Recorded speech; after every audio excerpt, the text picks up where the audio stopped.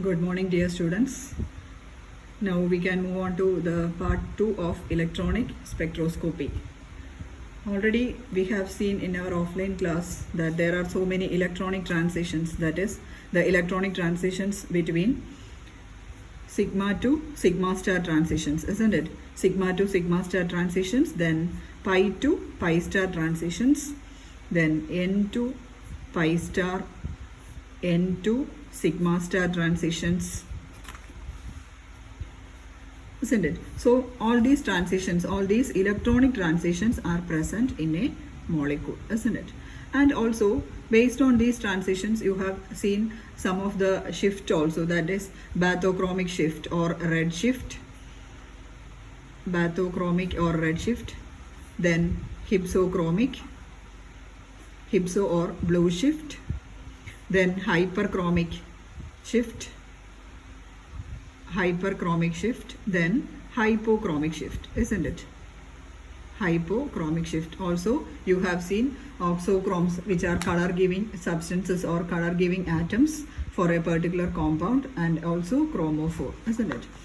And also now we can move on to the different types of bands which are arising as a result of these electronic transitions. Okay, the different types of bands which are arising as a result of the electronic transitions. The types of bands. Types of bands. So the first one, that is the K band.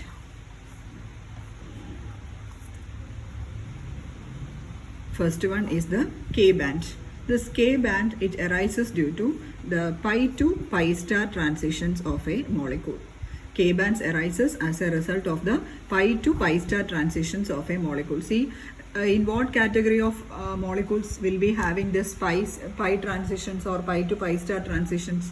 That is those molecules which will be having, which will be an unsaturated system, isn't it? Which will be an unsaturated system, or which will be having some double bonds or triple bonds. Those system will be having this pi to pi star transitions. Therefore, we can say that this pi to pi star transitions will be taking place in molecules having unsaturated system. Therefore, in such cases, K bands arises.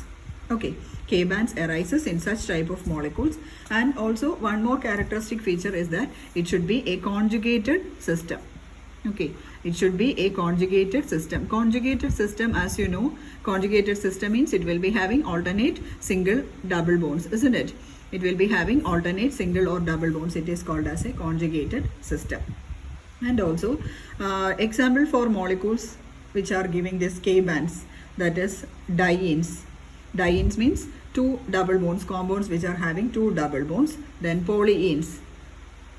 Polyenes. Polyenes means molecules which are having more than two double bonds. So for those compounds, that is for double bonds or dienes, polyenes, and also compounds substituted by a chromophore. For these compounds there will be a chromophore also. A chromophoric group should also be present. Okay. And one example for this particular K band, the compound having K or giving K band, that is, say for example, it is butadiene. Their pi to pi star transitions are possible, and we will be getting a spectrum, an electronic spectrum at lambda max 217 millimicrons. Okay, lambda max at 217 millimicrons. And for acetophenone also, one more example which is giving K bands, that is acetophenone, pi to pi star transitions are present. Their lambda max is equal to 240 m micro. Okay, so K bands are given by molecules having a conjugated system and also with pi to pi star transitions. Then the second category, that is the R bands.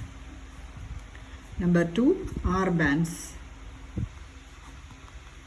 And R bands, this type of bands arises due to n to pi star transitions.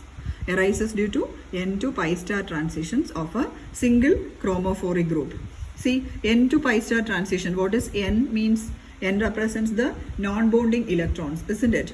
That means this particular bands will be arising in compounds having at least one lone pair of electrons. R bands will be arising in compounds having at least one lone pair of electrons on the heteroatom.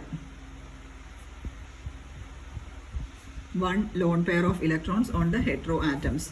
And also they are forbidden bands. Forbidden bands, as you know, that means those which does not obeys this selection rule. Okay. Then example for molecules giving R bands are acetone. Acetone, that is N2 pi star transitions. Then acetaldehyde.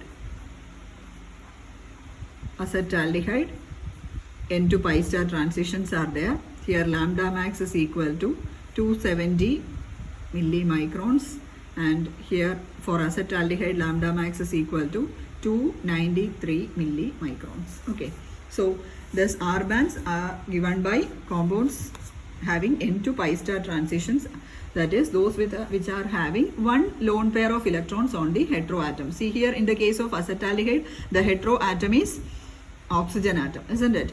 CH3, CO, CH3. So there the heteroatom is oxygen and there is a lone pair of electrons present in that oxygen. Then acetaldehyde molecule also same is the case. Oxygen is the heteroatom present. Some non-bonding electrons are present in acetaldehyde. So therefore these bands are R bands are arising in molecules having N2 pi star transitions. Okay. So one more thing, this types of bonds, this can be asked in section B for 2 marks. Say for example, what is a K band? Give an example. Or it can be asked in section C for 4 marks. Okay. So that discuss the different types of bands. Okay. Then the third category.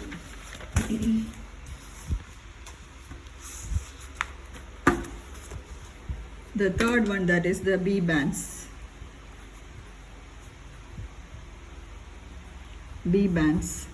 See here in the case of B bands, this bands originates due to pi to pi star transition itself, but it can be this pi to pi star transitions, it can be occurring in aromatic compounds or heteroaromatic compounds. Aromatic compounds or heteroaromatic compounds. This bands originates due to the pi to pi star transitions in aromatic or heteroaromatic compounds. Heteroaromatic means those aromatic compounds which are having a heteroatom. Okay. Say for example, benzene.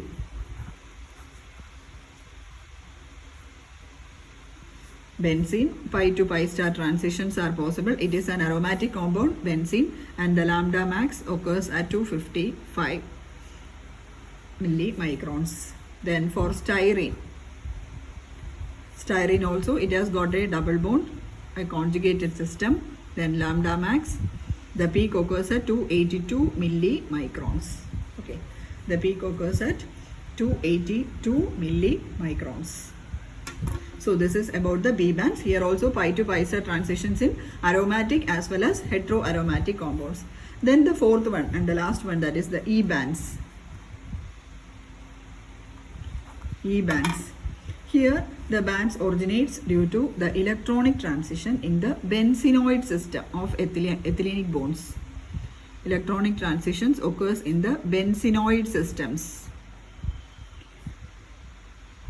which are having 3 ethylenic bonds, that is 3 double bonds. In the benzenoid systems which are having 3 double bonds, and also they should be in close conjugation. Example for this E bands, that is benzene. Benzene. Okay, so benzene, it is having 3 double bonds and it is in close conjugation also, isn't it? And also the first band will be occurring at 184 millimicrons, and the second band, E2 band, it is occurring at 204 millimicrons. So here the bands originates in the benzenoid system and it should be having 3 double bonds, and also it should be in close conjugation. 3 double bonds, then close conjugation. Okay.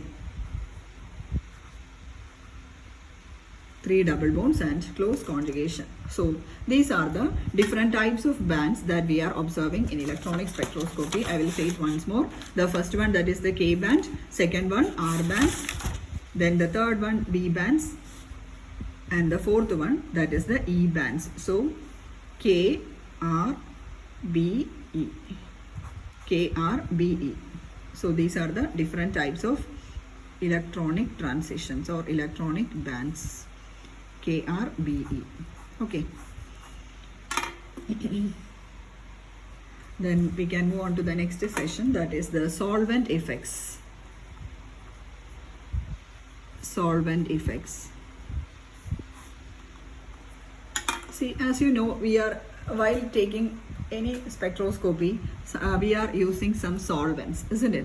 While we are doing experiments in lab, sometimes the compounds we are dissolving it in water, or sometimes the compound it is dissolving in alcohol, sometimes it will be dissolving in ether, isn't it? That is, we are dissolving that particular compound in some other suitable solvents, isn't it?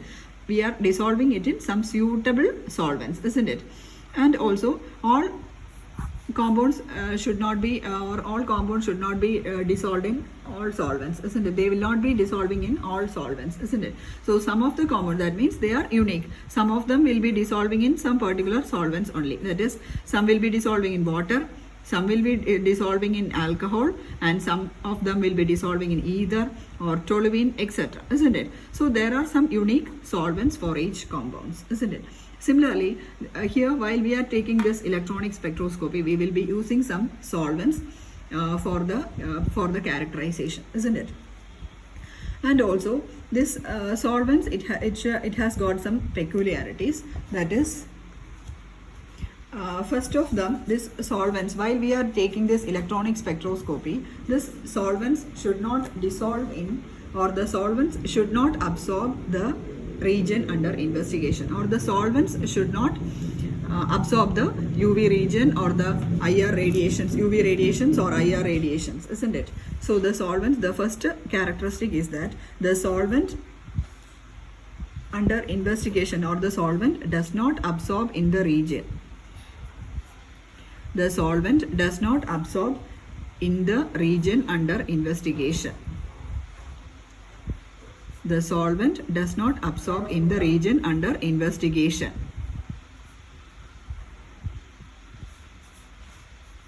And that will be the most suitable solvent for spectral analysis. So that particular solvent should not absorb the UV radiation or the IR radiation, etc. Okay.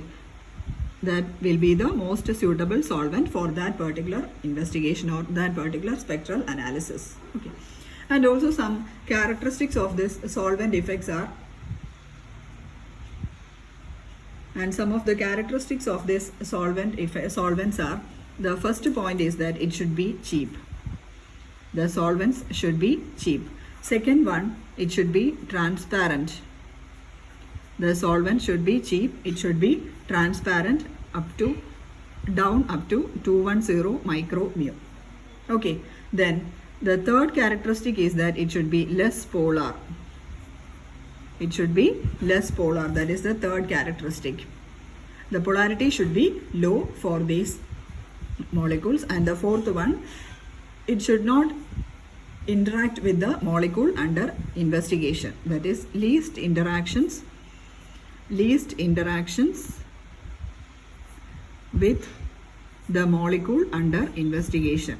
Least interaction with the molecules under investigation.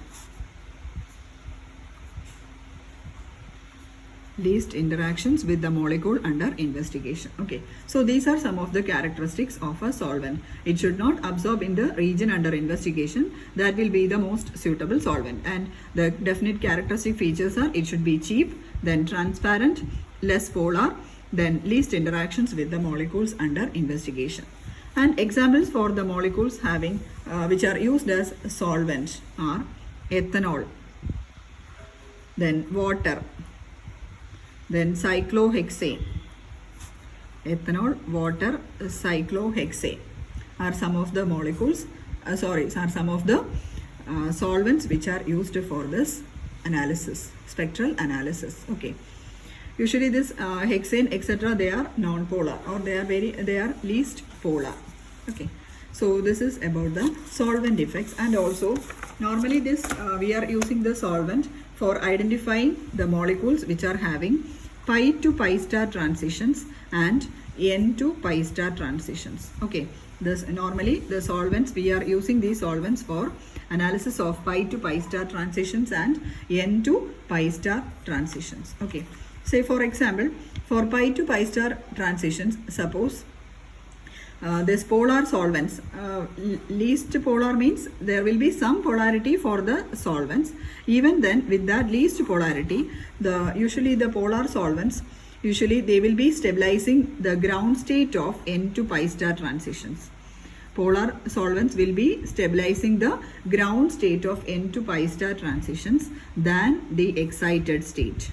Okay, the polar solvents will be stabilizing the n to pi star transitions of the ground state of the n to pi star transitions than the excited state. Also, the pi to pi star transitions of the excited states are more stabilized than the ground state. For a pi to pi star transitions, the excited state is more stabilized than the ground state, and here for the pi to pi star transitions in the excited state, it will be more stabilized, means it will be causing red shift. Here this will be causing blue shift. Okay, so the polar solvents, usually they will be stabilizing the ground states of n to pi star transitions. They will be stabilizing the ground state of n to pi star transitions than excited state. And also this polar solvents, it will be stabilizing the excited state of pi to pi star transitions than the ground state, causing a red shift. Okay, and also there is a figure in your textbook showing the solvation and non-solvation process. The first one I am drawing, that is the n to pi star transition. So this is the n and this is the pi star, and here the excitation like this. And also so this is the no solvation, that is no solvent is used. No solvation. Here n to pi star transitions takes place, and by using a particular solvent it will be like this. The energy will be lowered. Okay, the energy will be lowered. See, this is the difference in the energy. In the first case, it is somewhat in a higher energy state, but in the second case, that is while we are using solvent, that is if a solvation process is there, the n to pi star transition, the energy level will be little lowered. Okay, so this is the first case, that is no solvation for n to pi star transition and solvation for n to pi star. Similarly, for pi to pi star, this is pi star, this is no solvation, and the energy is little bit lowered while we are using solvent. Okay, this is solvation. So this is the difference. Okay, so this is pi star, no solvation and solvation for pi to pi star. So the first is the case of transition from n to pi star, and the second from pi to pi star. Okay, n to pi star and pi to pi star. So this is about the solvation effects. Then the next topic, that is the charge transfer spectra. Charge transfer spectra or CT spectra. Charge transfer spectra or CT spectra. And this charge transfer spectra, it is proposed by this particular theory, it is proposed by R.S. Mulliken. It is proposed by R.S. Mulliken. And here the charge transfer spectra, it usually, or the charge transfer complexes, that means they are formed due to the transitions between a donor complex and an acceptor complex. Electronic transitions will be taking place from a donor molecule to an acceptor molecule. Or usually we are mixing two loose complexes. Okay, while we are mixing two loose complexes, and when these two molecules, when these two complexes are mixed together, one of them will be donating electron to the other complex. Okay, one of them will be donating electron to the other one. So the first one will becomes a donor one, and the second one will become an acceptor one. Okay, first one will become a donor one, and the second one, those complex which is accepting the electron, it becomes an acceptor complex. Okay, so suppose when two molecules which form a loose complex, when they are mixed together, the first one will becomes a donor, that is we can represent it as D, and the other one, that is an acceptor complex, that we can represent it as A. Okay, thus it forms a donor acceptor complex. I will write the equation like this. See, D plus A. D represents donor and A represents acceptor. So there will be a transfer of electron forming a Da complex, and in presence of H nu, in the presence of sunlight, it becomes D plus then A minus complex, donor acceptor complex. Okay, donor acceptor complex. Say for example, hydroquinone molecule, it is colorless molecule. Hydroquinone molecule, it is colorless. Normally it is colorless, and quinone, it is yellow in color. Quinone is yellow in color. Hydroquinone is colorless and quinone is yellow in color. And also the crystals of quinhydrone, they are metallic green color.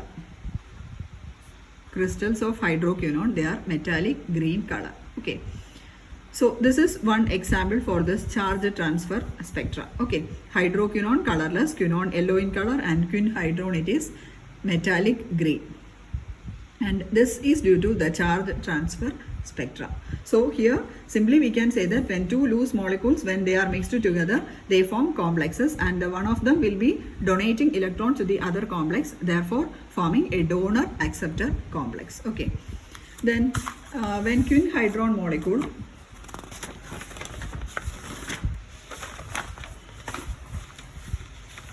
so examples for this CT spectra. Examples for this CT spectra, that is one example, that is quinhydrone.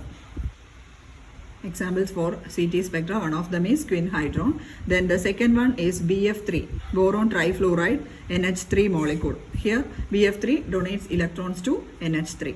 Then another example, that is benzene iodine solution.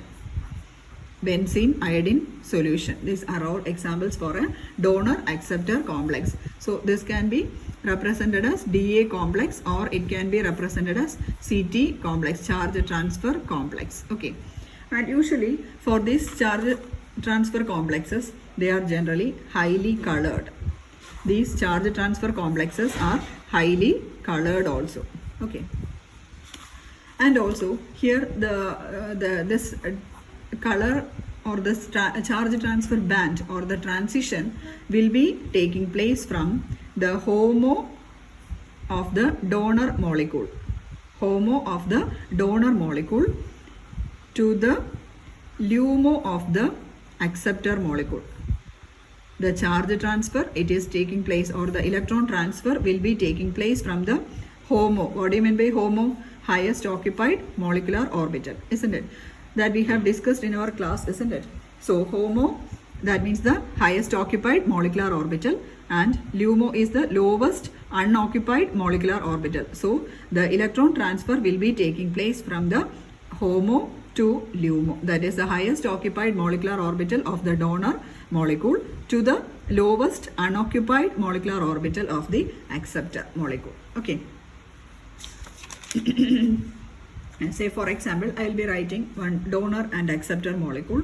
Say this donor molecule, it has got 6 electrons. Okay, 1, 2, 3, 4. 6 electrons, all of them are paired. Okay, and then the acceptor molecule, it will be having 4 electrons. 1, 2, 3, 4. Okay, so this is the donor molecule and this is the acceptor molecule. And here, in the case of acceptor molecule, it has got already 4 electrons, two set of paired electrons. Okay, and in presence of H nu, or while we are passing this electromagnetic radiations, what happens is that it will be forming a donor acceptor complex. That is, what happens is that this donor will be transferring, or it will be donating one electron to the acceptor molecule. See here the HOMO of the donor molecule. HOMO means the highest occupied molecular orbital. This is the HOMO, isn't it? The highest occupied molecular orbital is this particular orbital, isn't it? And what about the LUMO? LUMO is the lowest unoccupied molecular orbital. See, these two are occupied, isn't it? The unoccupied molecular orbital of acceptor molecule is this particular orbital, isn't it? So this forms the LUMO and this forms the HOMO of the donor molecule.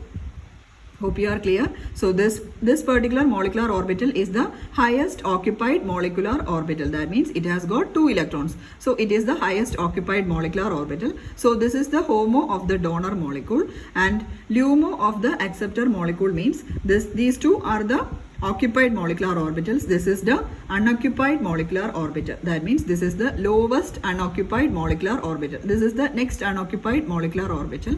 So this forms the LUMO of the acceptor molecule. Okay. So what happens is that the one electron from HOMO will be shifting to the LUMO. So this particular electron will be shifting to this LUMO of the acceptor molecule. Okay, this forms a donor acceptor complex. So I will be drawing this configuration once again. So these are the molecular orbitals, and here already it has got 2 + 2 4 electrons, and from the HOMO this one electron will be transferring to the LUMO, and this is the acceptor molecular orbitals, and here it has got already 4 electrons, and from this one electron will be going to the LUMO of this particular molecule. So we can represent it as like this. Okay, so this is the HOMO, this is the LUMO, this is donor and acceptor. So thus a donor acceptor complex is formed. So as a result of the charge transfer, a donor acceptor complex is formed, and as a result of this a colored complex will be formed. Okay, so this is the energy level diagram showing so this forms the energy. Okay, so this is the energy level diagram showing HOMO to LUMO. This is the energy level diagram showing HOMO to LUMO in a donor acceptor complex. Okay.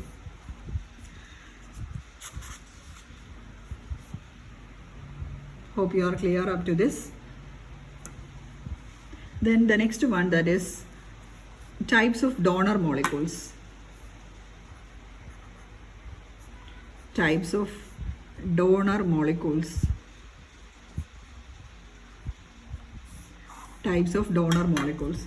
See here, 2 types of donor molecules are present.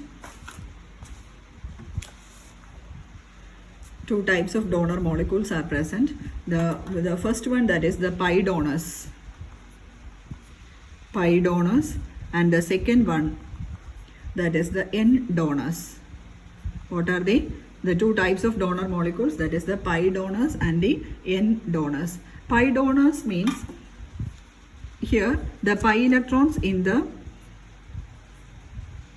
molecular orbitals, or the electrons in the pi molecular orbitals will be donated. Okay, the electrons in the pi molecular orbitals will be donated. And in the case of N donors, what happens there? N means it is the non-bonding. That means the non-bonding electrons will be donated. Okay, the non-bonding electrons will be donated. So 2 types of donors, electron donors are there. Or the first case, that is the pi donors. Pi donors means in the molecular orbitals, that is in the pi molecular orbitals, or the electrons present in the pi molecular orbitals will be donated. In the case of N donors, the non-bonding electrons will be donated. Okay, so these are the 2 types of donor molecules. And also the examples for pi donors. Examples for pi donors, that is aromatic hydrocarbons,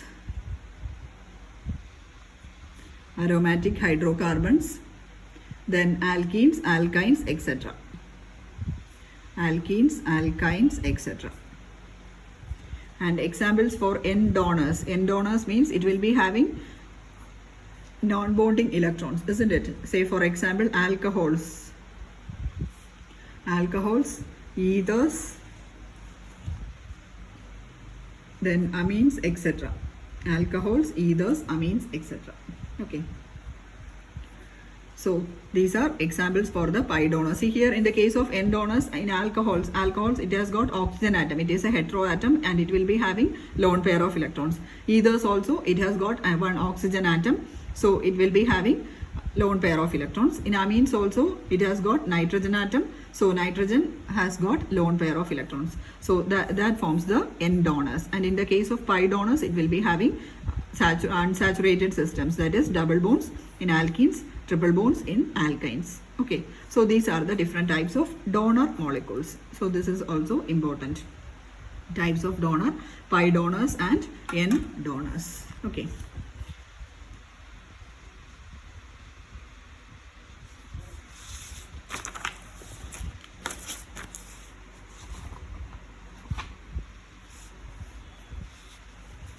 Then usually this CT transitions, they have the highest intensity.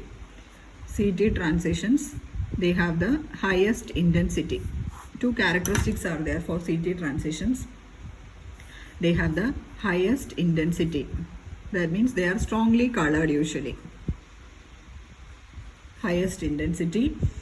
That means they will be having this highest intensity. It is due to two factors. The first one, that is that it will be having the highest value of extinction coefficient, or it will be having high extinction coefficient.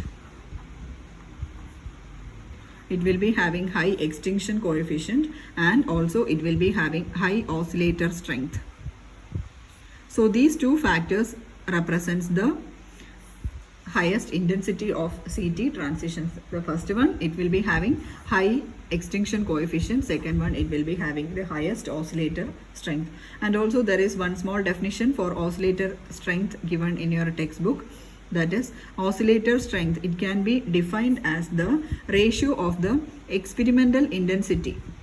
The ratio of the experimental intensity to the theoretical intensity. Oscillator strength is defined as the experimental intensity to the theoretical intensity. That gives the oscillator strength of a molecule. Okay. So this CT transitions usually will be having high intensity. That is why it is highly colored also. So this high intensity is due to these two factors, that is extinction coefficient and oscillator strength. Okay. And also in the case of transition metal complexes, you know, this transition metal complexes, they are usually strongly colored also, isn't it? So in the case of transition metal complexes, there will be the electronic transition from the ligand to the metal, isn't it? L to M. There will be electronic transitions from ligand to metal. So this ligand to metal transitions is also a charge transfer transition. The ligand to metal transition is also called as a charge transfer. It is also due to this charge transfer transition. Okay. So this is about the CT spectra. Hope you are clear with this charge transfer transitions. That is, there are two factors, one donor molecule and as well as an acceptor molecule, and this donor and acceptor will be donating electrons in between, and therefore they forms a donor acceptor complexes. Then the next one, that is the electronic spectra of transition metal ions. The last part, the electronic spectra of transition metal ions. The electronic spectra of transition metal ions. The first characteristic feature of a transition metal complex is that they are colored, isn't it? That you have studied in your S5 inorganic transition metal complexes. They are usually colored complexes, and the spectra usually occurs in the UV or visible region, isn't it? The spectra occurs in the UV or visible region. That is why we can see through our naked eyes, isn't it? And also normally it will be having peaks of low intensity and high intensity. low intensity peaks and high intensity peaks or high intense peaks are also present. And this low intense peaks and high intense peaks that depends upon the number of unpaired electrons, isn't it? And the weak peaks, they are due to, so low intensity means they are the weak peaks. So this weak peaks are due to the DD transitions, isn't it? The weak peaks are due to DD transitions, that is the promotion of electron from one d orbital to another d orbital, and usually these DD transitions, they are forbidden.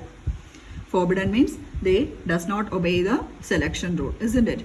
That means the DD transitions, they occur between the two energy levels having the same azimuthal quantum number. Usually the azimuthal quantum number, it is denoted by small letter L, isn't it? So the DD transition is forbidden. It is due to the transition between the two energy levels having the same azimuthal quantum number, that is delta L will be 0. If delta L is 0, that particular transition will be forbidden. If delta L is equal to 0, that particular transition will be 0. And for allowed transition, there is a selection rule, that is the selection rule is delta L is equal to plus or minus 1. The selection rule for allowed transition is delta L is equal to plus or minus 1. That means the transitions can be between two adjacent energy levels with azimuthal quantum number difference 1. Okay, that is delta L is equal to plus or minus 1. And this selection rule, that is delta L is equal to plus or minus 1. This delta L is a small letter. L is small letter, represents the azimuthal quantum number. And also this selection rule, it is called as Laporte selection rule. The selection rule, it is called as Laporte selection rule. It is very important. This selection rule for an electronic transition is delta L is equal to plus or minus 1. Okay. And also you might have studied this transitions, that is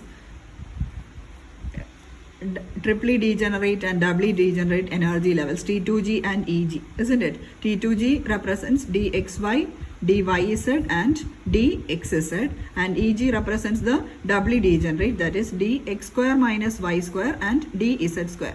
Hope you have studied all these things. T2G represents the triply degenerate energy levels, that is dxy, dyz and dxz, and EG represents the doubly degenerate.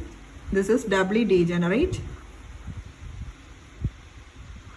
And T2G represents the triply degenerate energy levels. Triply degenerate energy level. So this T2G represents dxy, dyz and dxz. Doubly degenerate EG levels means dx square minus y square and dz square. Okay. Say for example,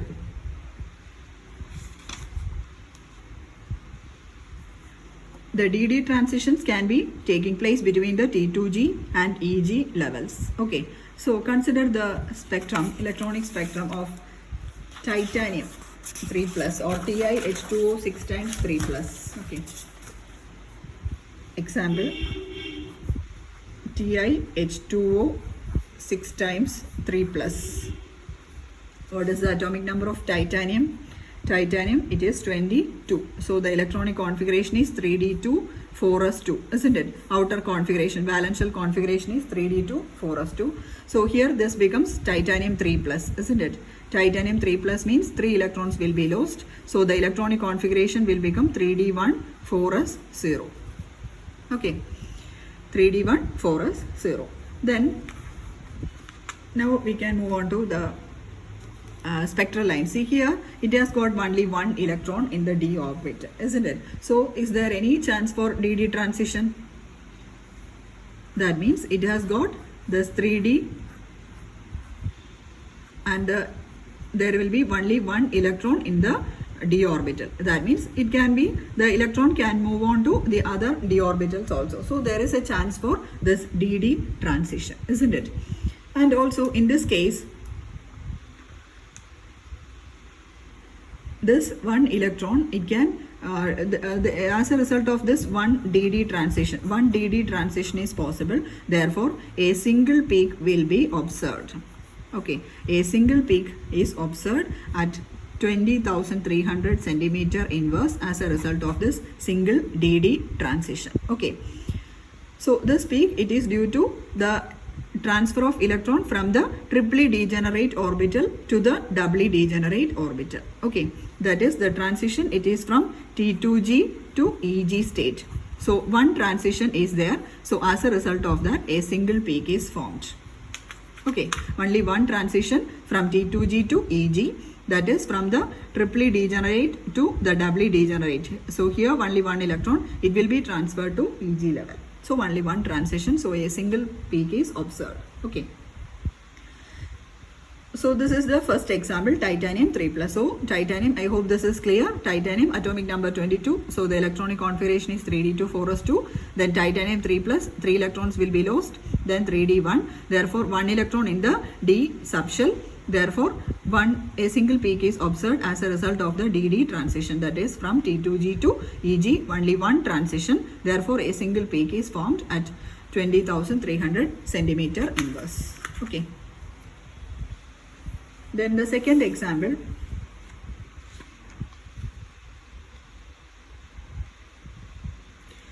and also one more thing, see here the spin of this particular complex S is equal to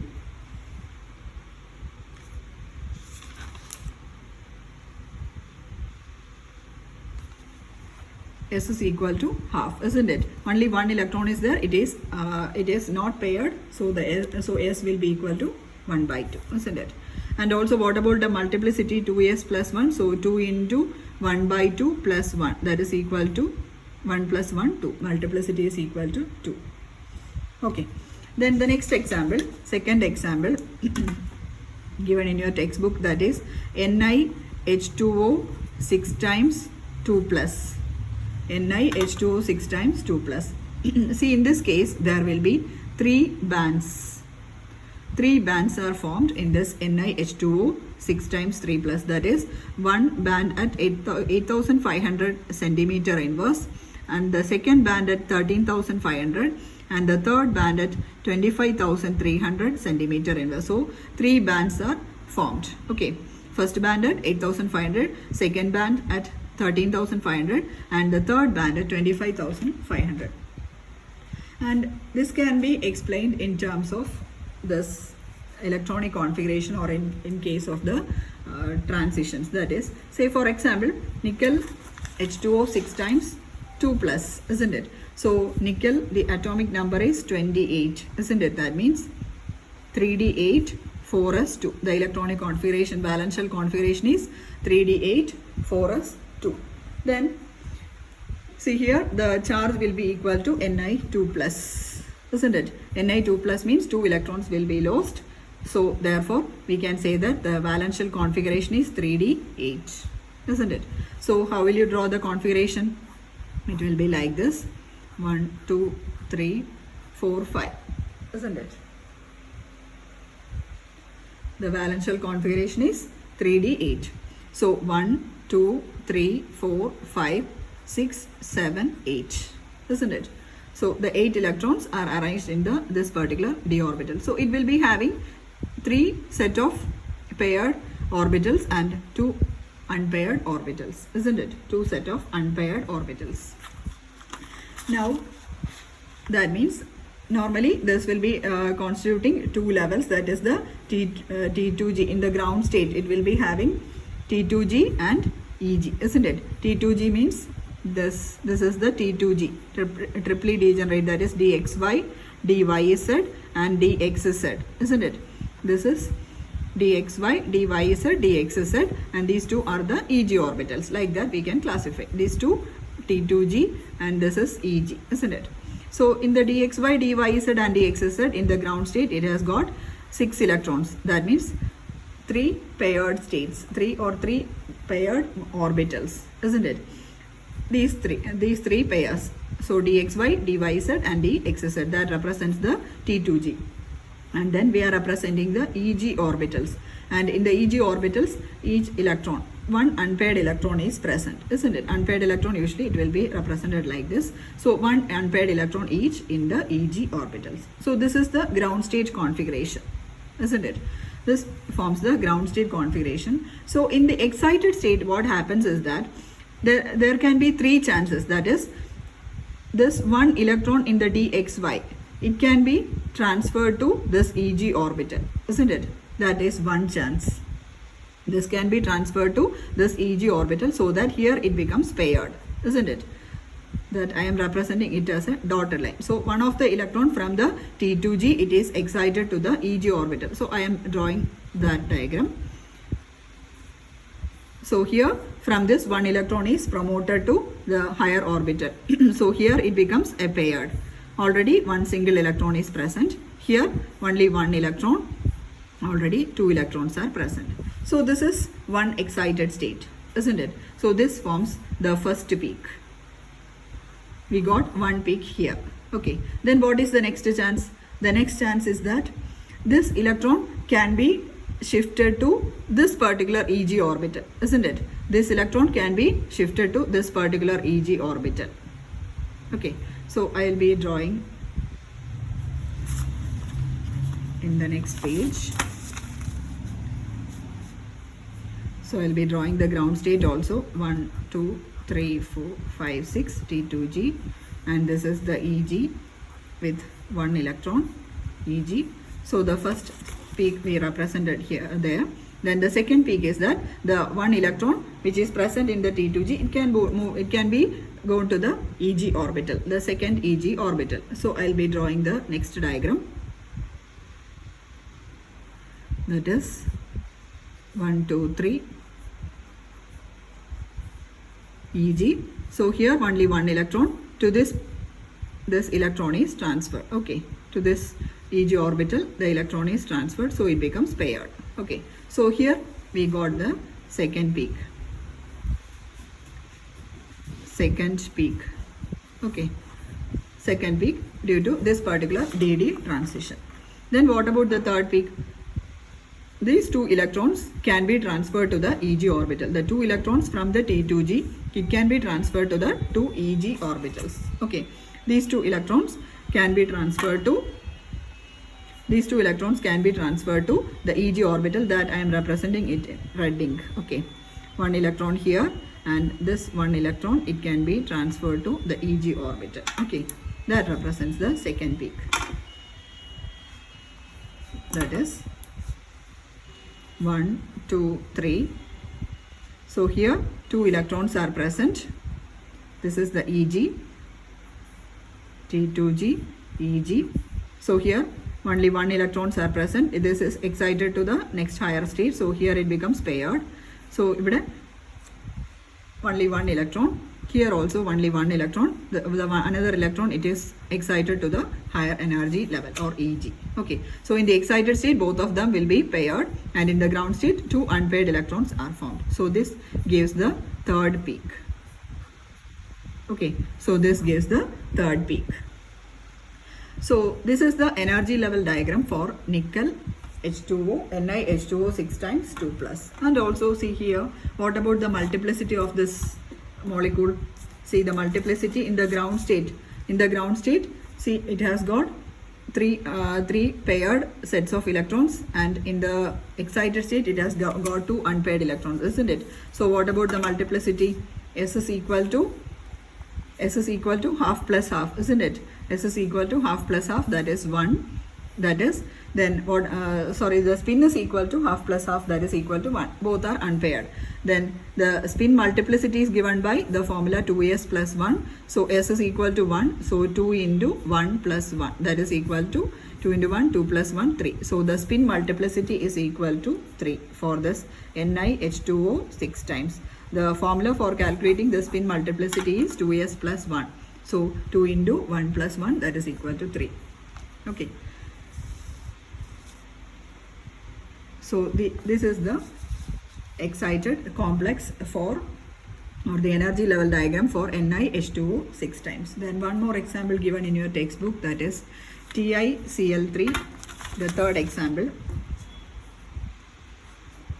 Third example is titanium trichloride, then pyridine 3C5H5N. Pyridine. Okay. Titanium chloride, trichloride, then 3C5H5N. So this is also a transition metal complex since titanium is present. Then here also the charge transfer transitions are arising, and as a result there will be a very intense peak, a highly intense peak is observed. A high intense peak is observed.